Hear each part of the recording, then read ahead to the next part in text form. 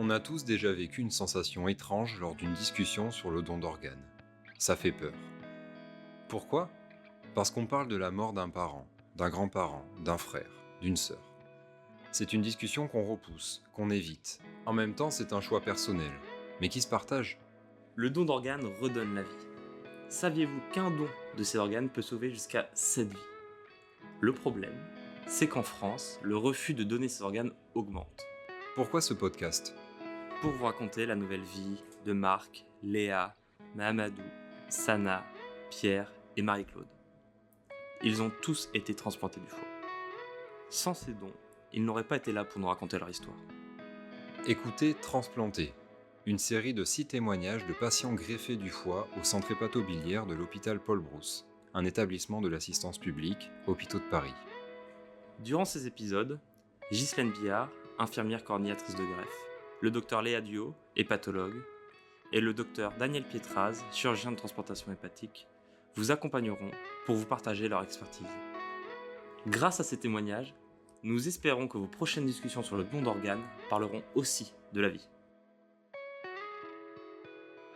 On y va, allez, on y va. Je m'appelle Ghislaine Billard, j'ai été infirmière coordinatrice de greffe au centre hépatobiliaire de l'hôpital Paul Brousse. J'ai suivi de nombreux patients avant la greffe, lors de l'appel de greffe et en post-greffe. Je vais vous accompagner tout au long de ce podcast pour présenter les différents témoignages, les replacer dans leur contexte et partager mon expérience d'infirmière coordinatrice. Premier épisode, Marc.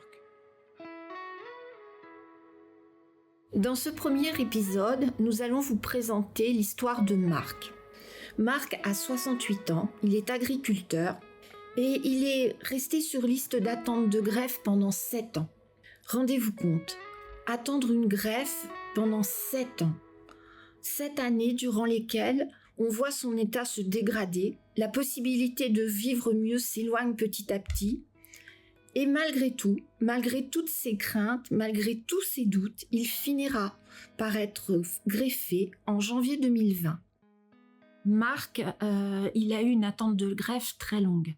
Alors pendant cette période, effectivement, on se pose beaucoup de questions, on a des doutes, des découragements qui s'installent. La maladie sera-t-elle d'évoluer ? Est-ce qu'il sera pas trop tard ? Est-ce que on va me transplanter à temps ? Toutes ces questions qui vous taraudent. Et en même temps, il faut gérer sa vie de tous les jours, sa vie sociale, sa vie familiale. Donc, et puis quel avenir après cette greffe, on n'en sait rien non plus. Donc, il y a une période où beaucoup de patients, quand l'attente est trop longue, où beaucoup de patients se découragent. Donc, l'équipe est là pour, au contraire, les encourager. Rien n'est perdu. Tant qu'on vous parle d'une greffe, c'est que vous y aurez droit. Et que voilà, il ne faut pas se poser trop de questions, il faut se battre et y arriver. C'est pas compliqué, j'ai attendu la greffe 6-7 ans, et les derniers moments, c'était, comme le docteur avait prédit, j'étais fatigué, quoi, en 10 minutes. Les derniers temps, c'était, il y avait de l'acide, beaucoup, je faisais des ponctions régulièrement tous les 8-10 jours, quoi. Et petit à petit, l'acide est parti, mais après, c'était les perfusions sanguines. Et plus ça allait, plus ça se rapprochait, il n'y a plus que ça qui me maintenait debout. Je m'appelle Léa Duhaut, je suis médecin hépatologue dans le service d'hépatologie dirigé par le professeur Kouali au centre hépatobiliaire à l'hôpital Paul Brousse. Ce qu'on appelle l'acide, c'est la présence de liquide dans le ventre, à un endroit où normalement on n'est pas censé avoir de liquide. Alors il y a plusieurs pathologies qui peuvent donner de l'acide, mais une des grandes causes, notamment en France, c'est le fait d'avoir une cirrhose. Parce qu'à cause de la cirrhose, globalement, vous allez avoir une fuite du liquide qui se trouve dans les vaisseaux, qui va se retrouver au niveau de la cavité abdominale. Qu'est-ce que ça peut donner l'acide ? Ça va vous donner une augmentation du volume du ventre, ce qui peut être inconfortable, ça peut donner des douleurs abdominales, ça peut gêner la respiration. Et surtout cet acide, quand on a une cirrhose, elle peut s'infecter à partir de bactéries qui sont dans le tube digestif et qui passent dans l'acide. Et ça, c'est un événement qui peut être particulièrement grave. Le traitement de l'acide, dans le cas d'une cirrhose, c'est de vous donner des médicaments qui vont activer le fonctionnement des reins pour augmenter la quantité d'urine produite et vous permettre finalement de vider cet acide par les voies urinaires.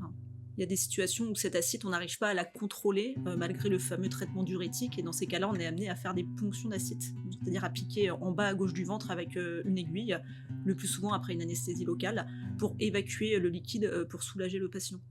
Dans ces cas-là, on dit que l'acide elle est réfractaire au traitement et c'est une complication grave de la cirrhose. Et c'est typiquement dans ce genre de situation qu'on se pose la question de la greffe du foie pour le patient. Je peinais à marcher les 2 derniers jours, j'ai toujours eu espoir. Et les 2 derniers jours, j'ai perdu espoir. Et jusqu'à l'appel que j'ai eu à 2h du matin, et à 2h du matin, on a votre organe. Ah bon, j'ai dit, tant mieux, mais c'est pas un qu'il me faut, c'est 2. Il dit, comment ça? Bah, c'est 2 organes, il y a foie et rein, lequel vous avez, on a le foie, bah attendez, je vous rappelle.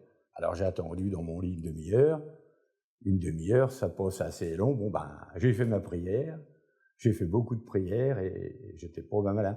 Et on m'a dit, c'est bon, vous pouvez venir. Alors là, j'ai déclenché les hostilités, j'ai téléphoné au SAMU, comme prévu, mais le SAMU dit, on n'est pas disponible, il y a eu un accident. Alors, je suis tombé sur les ambulanciers locaux. Alors, c'était un peu comique, on aurait dit un film des pieds nickelés. C'est pas compliqué, ils se sont pointés 3/4 d'heure pour faire 10 km. Ils sont embourbés dans la cour en arrivant. Il a fallu arracher la voiture. En arrachant la voiture, on a tiré la marchepied, ça faisait comme une queue de castor pour monter à Paris. Et puis, bon, arrivés là, ils étaient perdus, c'est moi qui disais le chemin. Bon, ben, ils m'ont demandé s'ils voulaient m'accompagner là-haut. J'ai dit non, c'est bon, j'avais assez de mes 2 valises. J'ai posé leur dire, vous allez retrouver votre chemin, parce que j'étais un peu stressé quand même. Bon, bref, je suis monté au 3e étage où on m'a déshabillé, fait l'inventaire de mon argent, tout ça, quoi. Et puis on m'a dit de prendre une douche. C'était un peu les moments les plus difficiles parce que je tenais pas debout. Le pommeau de la douche ne tenait pas. Alors il fallait que je me tienne d'une main au mur et prendre la douche de l'autre. Alors pour savonner, je savais pas comment faire. Alors, ma foi, après, je me suis débrouillé, quoi. Et c'était les moments les plus pénibles. Après, arriver au bloc, impeccable. Ghislaine Billard, infirmière coordinatrice. Alors Marc, lui, avait une maladie qui, au départ, n'avait pas un score particulièrement élevé, donc il n'était pas susceptible d'être appelé. Donc ça a duré pendant plusieurs années, effectivement. Et puis, sa maladie s'est aggravée. Et là, encore une fois, le score a changé et c'est ce qui lui a permis d'être appelé. L'appel de greffe, alors c'est un moment qu'on attend avec impatience, puis qu'on redoute. En plus, on a eu notre coordinateur qui nous a appelés en nous disant « ça y est, vous êtes actif sur liste ». Ah bon, mais quand? Et puis qu'est-ce qu'il m'a dit? Où est mon numéro de téléphone? On se remet tout ça bien en tête, l'ambulance, le taxi, tout ça. Et puis, mais à quelle heure? Quand? Comment? Est-ce que ça va être en pleine nuit? Est-ce que je vais entendre le téléphone? Est-ce que je serai pas partie en course? Est-ce que je dois bouger de la maison? Est-ce que je bouge pas? Et si je suis au travail, comment je fais? Toutes ces questions, tout d'un coup, vous sautent à la gorge et puis vous êtes là. Et puis après, bon, on y réfléchit. Souvent, on a quand même du temps. Et justement, ça arrive. Alors, ça peut arriver, effectivement, la nuit, le jour, on ne sait pas trop. Et puis là, on se remet tout le film en tête. Là, le numéro, je viens. Ah, il y a des embouteillages, qu'est-ce que je fais? C'est très simple. Le coordinateur qui vous a appelé est toujours en contact. Vous avez son numéro, vous l'appelez. Je suis dans un embouteillage, j'arriverai pas avant telle heure. Et ça se gère au coup par coup. Vous arrivez à l'hôpital, le coordinateur a tout prévu. Vous avez une chambre, vous avez l'infirmière qui vous attend à l'étage, elle va vous préparer. Et puis là, effectivement, on commence à parler de la greffe. Mais est-ce qu'elle aura bien lieu? Est-ce que le greffon sera compatible? Est-ce qu'il ne va pas y avoir un problème? Est-ce que je ne suis pas venue pour rien? Et puis il y a cette attente.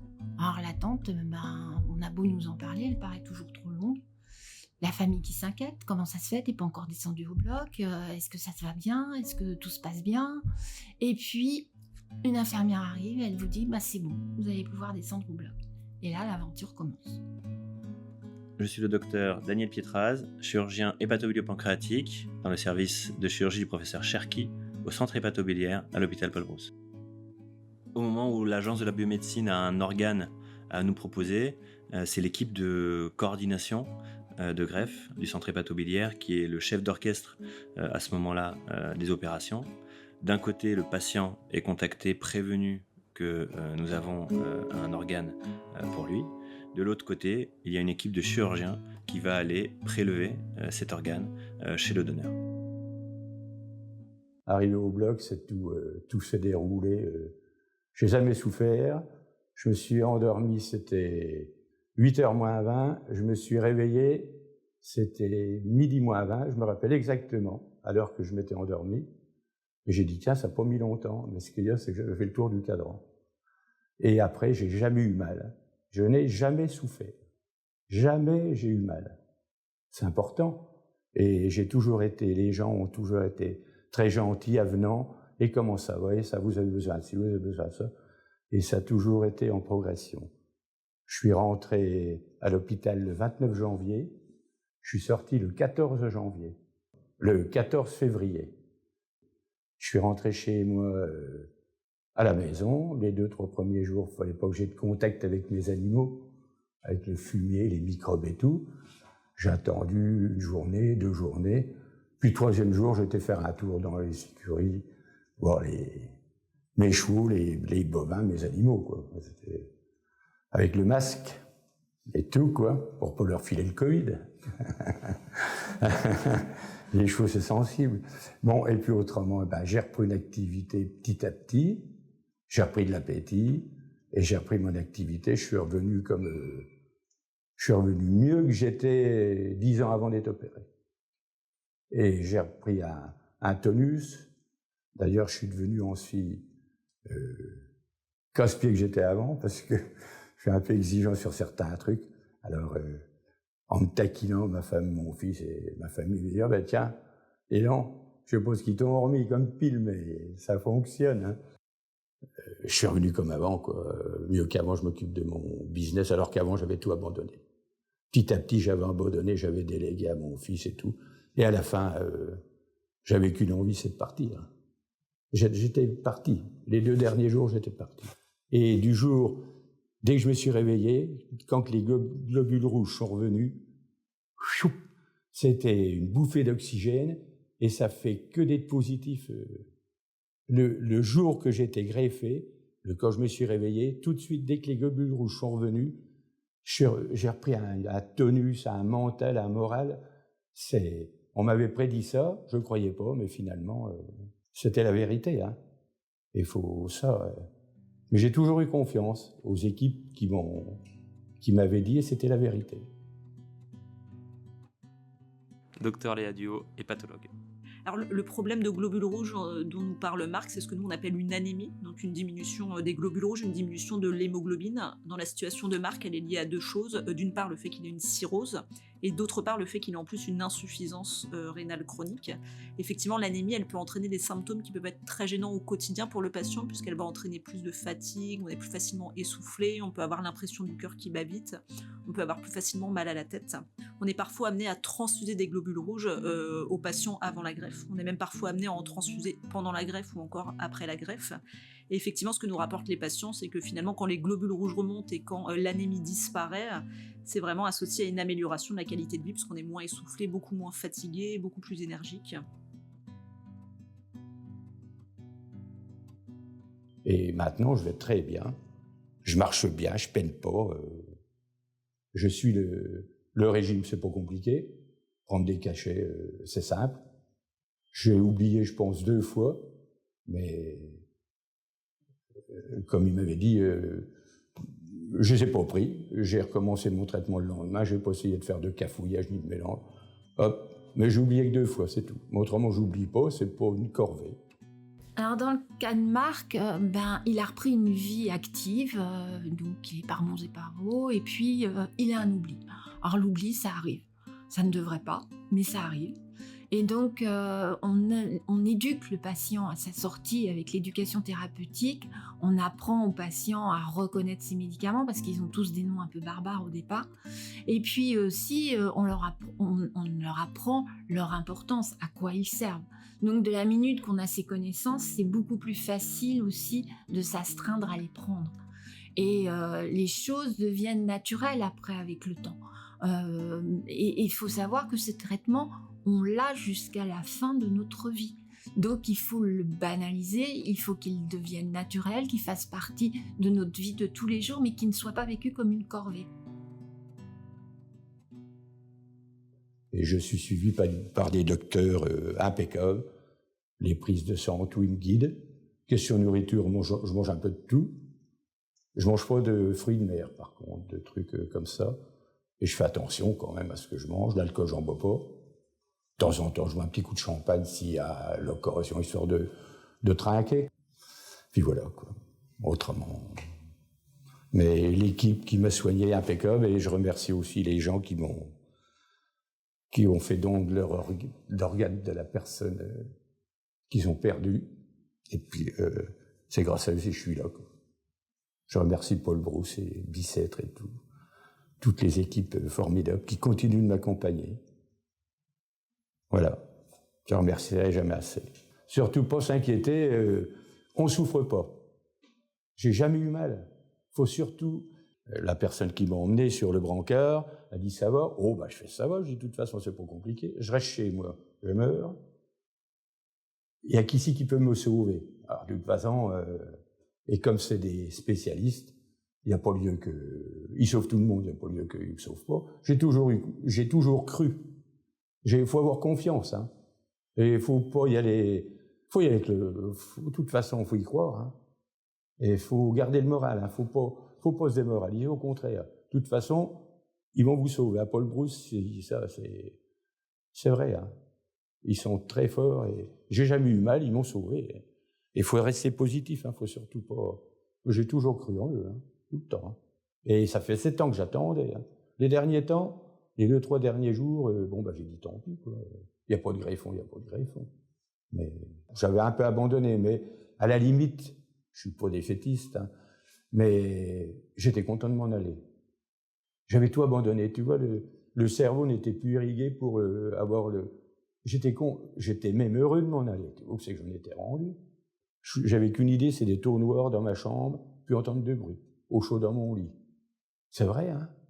Alors qu'avant, j'étais pas comme ça, hein. Mais d'un seul coup, petit à petit, je me laissais aller. Alors qu'avant, non, hein.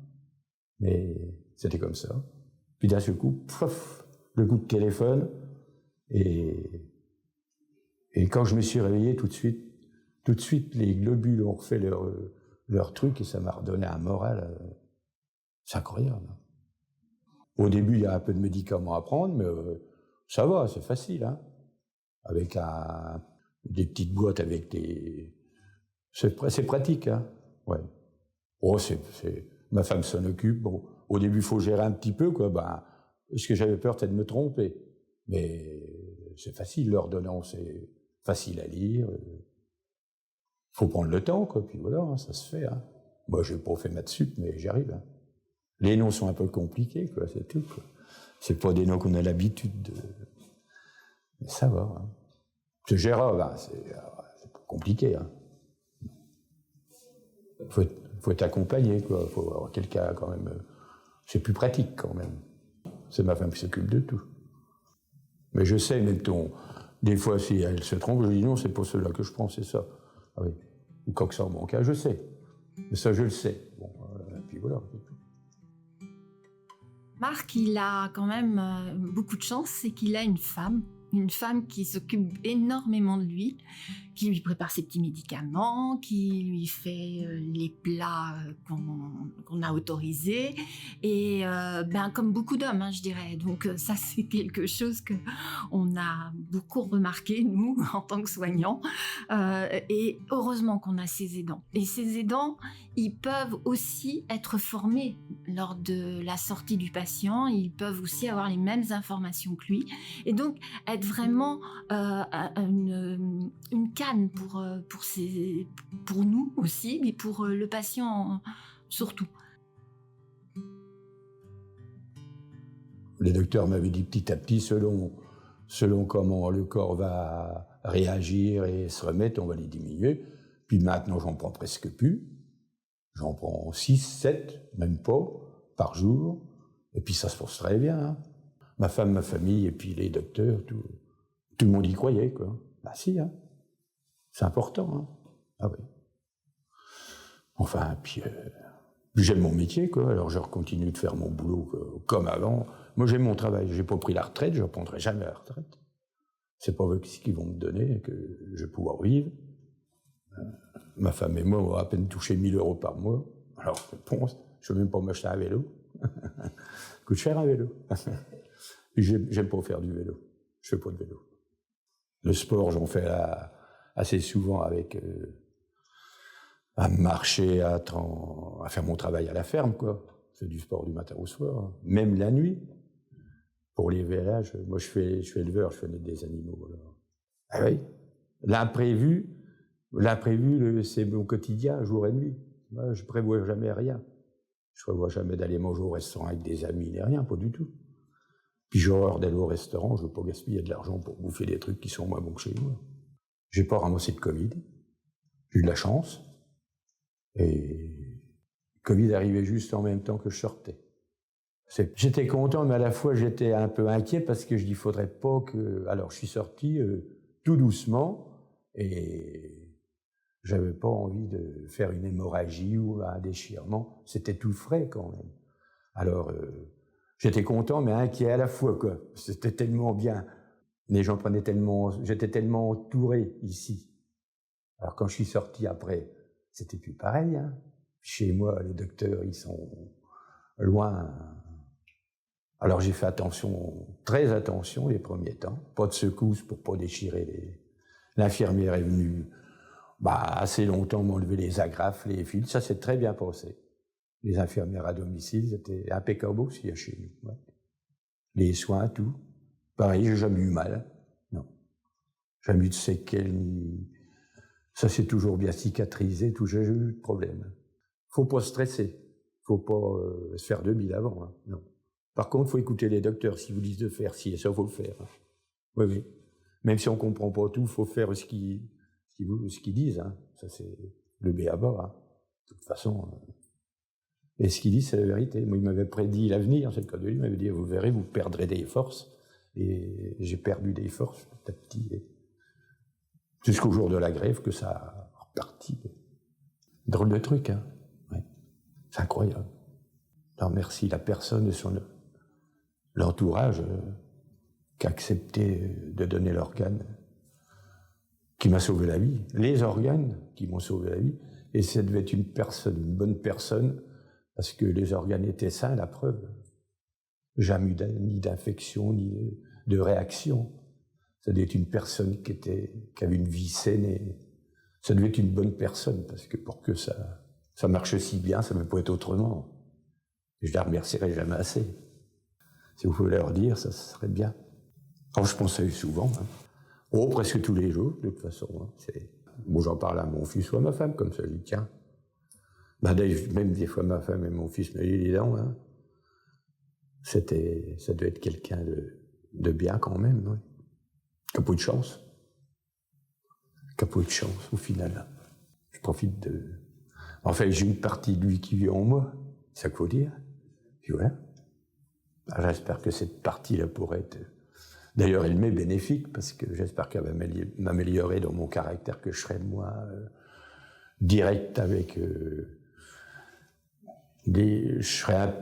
je supporterais peut-être un peu plus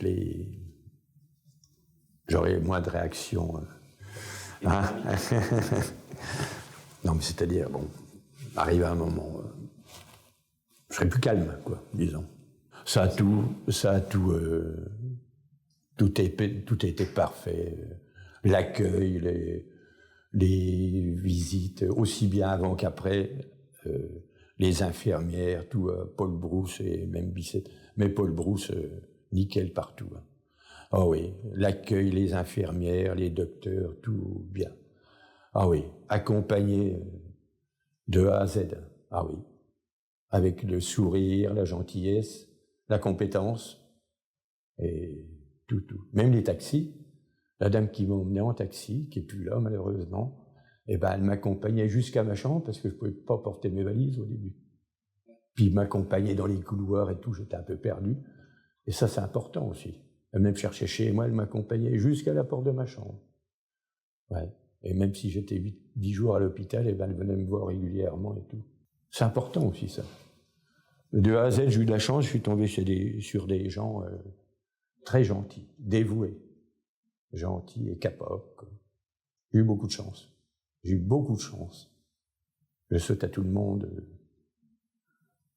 d'avoir la chance. De toute façon, avec l'entourage qu'il y a à Paul Brousse, il n'y a pas de doute à avoir.